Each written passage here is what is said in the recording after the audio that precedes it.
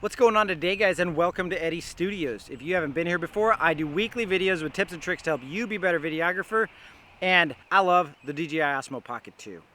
Now this little guy is an awesome action camera, and it's what I use to shoot that video you just saw at the beginning of this.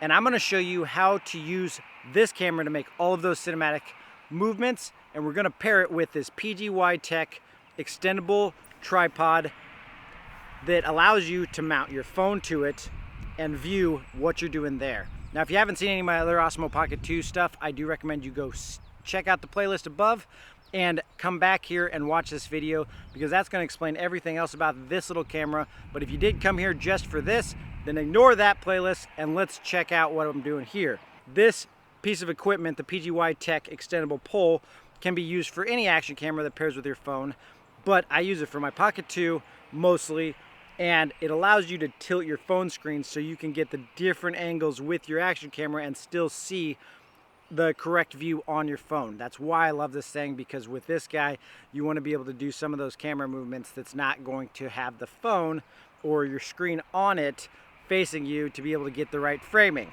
Now, if this video seems like something you're into and other stuff like this, subscribe to the channel and check out everything else on this channel. And stick around to the end, because I'm going to have the best movement for last. So first thing you're going to do is pair your camera with your Pocket 2. And if you haven't seen that video yet where I talk about that, I'll link it above. But you basically just turn on the Mimo app, hit connect while your Pocket 2's on, and it pretty much tries to connect immediately. You do have to have your Bluetooth on and your Wi-Fi, so don't forget to have that on. So now that I'm connected, my first camera movement is just going to be a rising reveal shot to show my actress and get an idea of what she's going to be doing. Now, to do that, you're going to want to get your tilt lock on. That way, it's going to be focused on the same horizon no matter which angle you do your camera at. All right, so I got my actress here. I've got tilt lock set, and I'm going to find a tall tuft of grass to start behind so that I'm actually revealing from out from behind something. And we're going to come up and just kind of reveal her starting off her journey with this weapon of choice to try to prune this apple tree. Let me find the angle. You want to find the right angle at the end? Okay, we're starting. I'm just going to do the movement a couple times before I record. That's good. Hold on. This angle. All right. When I come up, you're going to grab it, okay? Action. All right, guys, for this next shot, I'm going to do a reveal from panning from behind an object. The only negative I have about this camera for this is I wish you could lock focus on a distance and then pull it behind an object, which then it would be out of focus, and then when you come out, it would be in focus. Instead, this camera has to seek for focus when you come out from behind an object. So DJI, if you're watching, add manual focus to this on the app. It can be just like on a cell phone when you slide to get focus. Do that. It's going to make it easier.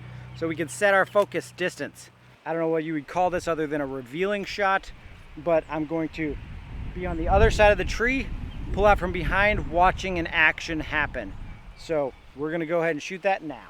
And action clip. The next shot, I'm going to be aiming up in the tree, and I'm going to step back and pull down. Now I'm going to change this to follow mode so that I don't have to do any adjustment. The other thing you could do is have it in tilt lock if you wanted to, and then use your option to just maneuver the gimbal, and then you could just walk backwards while pulling down with the gimbal controls on your phone to get it to lower to the horizon that you want. But what I'm going to do here is aim it where I want at the top of the tree and step back as I lower the gimbal to where I want it to look. This is really good movement to reveal if you're traveling and there's a building you want to reveal or something like that. You aim it high on the building is nice, and walk away from it, lowering it. Sorry, I'm walking off screen here. My camera presence is garbage. And you walk away from that building, lowering your gimbal to reveal the full front of the building.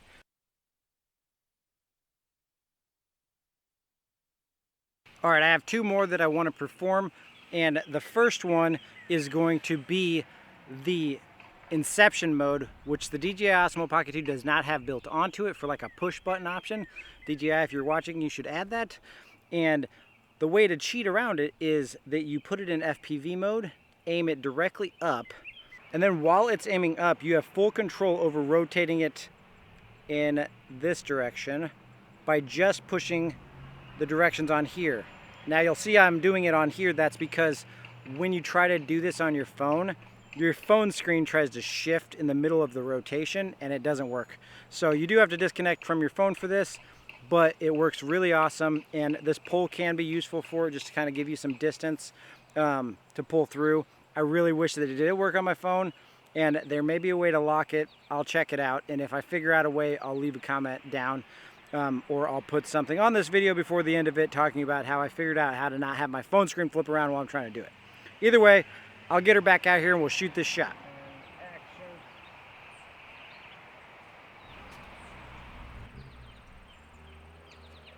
So for the next shot, I can connect back to my phone. Then I will do a parallax, which the parallax is going to give you kind of a wonky feel where you have your background adjust in focus and focal length differently than your subject. And the best way to do that without having the feature as like a push button feature is to pull away or push towards, and then in post you do the opposite.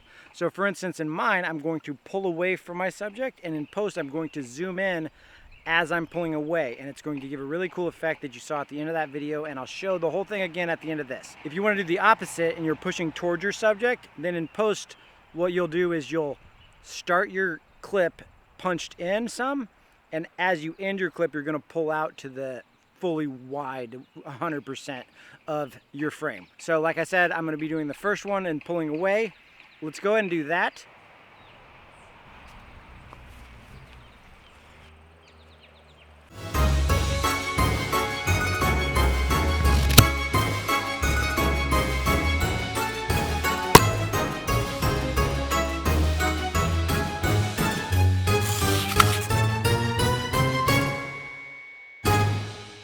All right, what'd you guys think? I lost my actress, but I'm here still. I've got my little guy running around, and I think it turned out really well, and I like all the stuff you can do with the PGYTECH to get really cinematic shots using this thing and its full extension, as well as just using it to monitor with your phone. I really recommend it, and it's not very expensive. I will put links to it in the description, and they are affiliate links which will allow you to help me out keep making videos for you guys.